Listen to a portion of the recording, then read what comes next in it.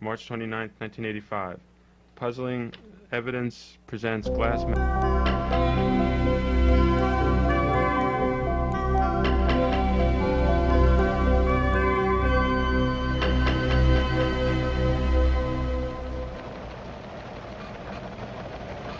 This is the GLAS News Network. I'm your reporter, James Vinnie. Tonight's top story: U.S. plans to pack atomic waste in glass.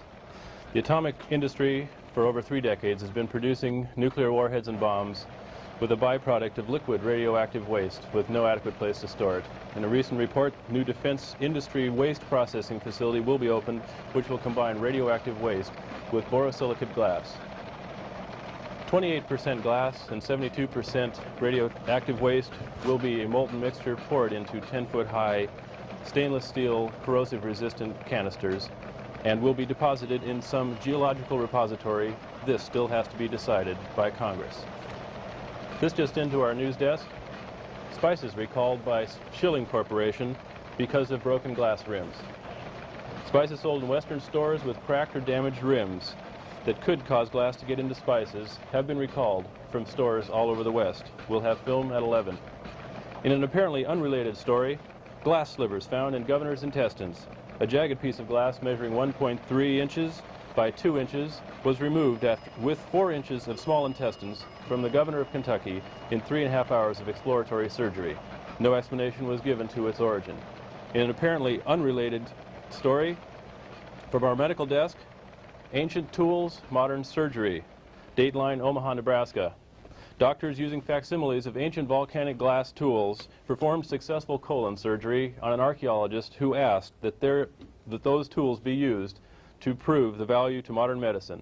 They were exact copies of tools made over 2,500 years ago by Mayans and Aztecs in Central America and Mexico. Glass and Glassmadness has been with us for over 5,000 years. It will continue to be with us for another 5,000 years. Glassmadness can be described as a hypersensitivity to glass sensation in all of its forms, resulting in eccentrically outrageous behavior towards glass, glass objects, glass words, tools, or even words. It can begin with a simple overexposure to glass, and then the heightened awareness can grow. It is theorized that the basic conditions of the disease are within us all. Actual formation of this condition probably starts here in the brain area. It is triggered by light passing through glass, a three-dimensional translucent substance, into the eye and reacting with the brain. This condition the brain is reacting to is referred to as glass sensation by Webster's dictionary. Webster's describes glass sensation as a consciousness of space filled transparent media like glass, as in bulky color. Bulky color is described as any partly or wholly transparent color perceived as filling space in 3 dimensions. Therefore, we can see that glass has a totally unique ability to affect the human brain with its transparencies. Glass also has several other curious abilities, one of which is to produce music and be affected by sound and music. I will now use a tape recorder in a demonstration to show exactly the effects of sound on glass. A normal piece of glass here, a small tape recorder here. Please bear with me as we proceed. You will hear 2 sounds. Number 1.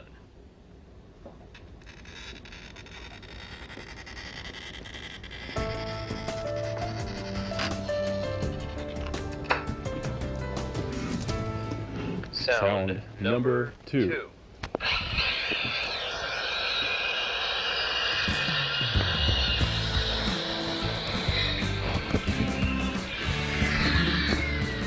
And now, sound number 3. Sound number 3.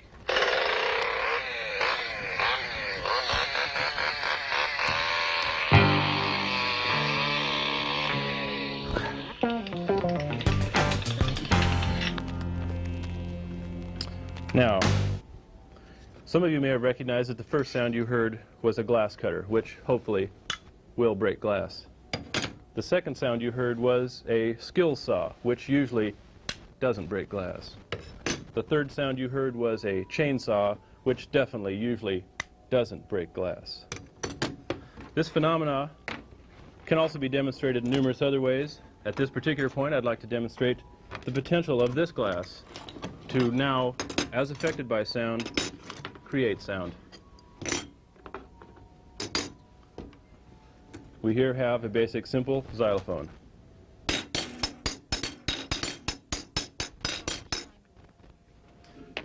This brief demonstration can further be enhanced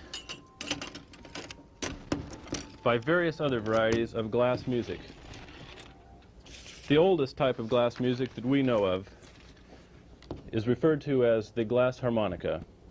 Glass harmonica was used by Mozart, Beethoven, and numerous other musicians of the 17th and 18th century. It worked on a basic, simple principle, which we can use at home. Taking a simple wine glass with a dampened finger, a sound can be produced. We see once again from Webster's dictionary the definition of glass harmonica. Glass harmonica is an instrument invented or perhaps only improved on by Benjamin Franklin in 1763, in which a series of graded discs on a fixed horizontal spindle are made to revolve by foot action. The sound is produced by the delicate friction of the fingers against the glass rims, which are kept wet. It had a great vogue in Germany and Austria in the 17th and 18th centuries. Beethoven used this and probably had a keyboard replacing the direct finger action.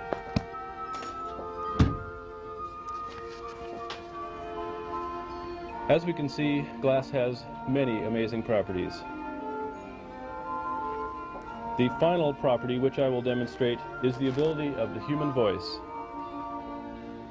to produce a shattering effect on glass. Most of us are familiar with the Ella Fitzgerald Memorex tape commercial in which Ella takes a normal glass and breaks it with her voice. I will now demonstrate that for my final demonstration. La, la, la, la, la. Glass and glass madness has captured the imagination of human beings for well over 5,000 years. It will definitely be with us for another 5,000.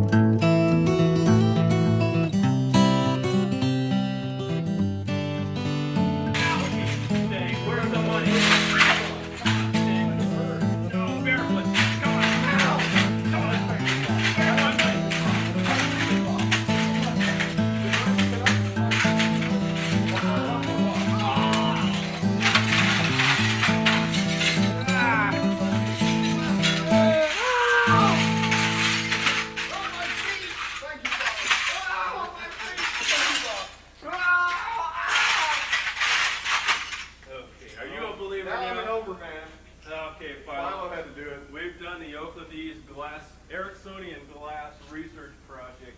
Man,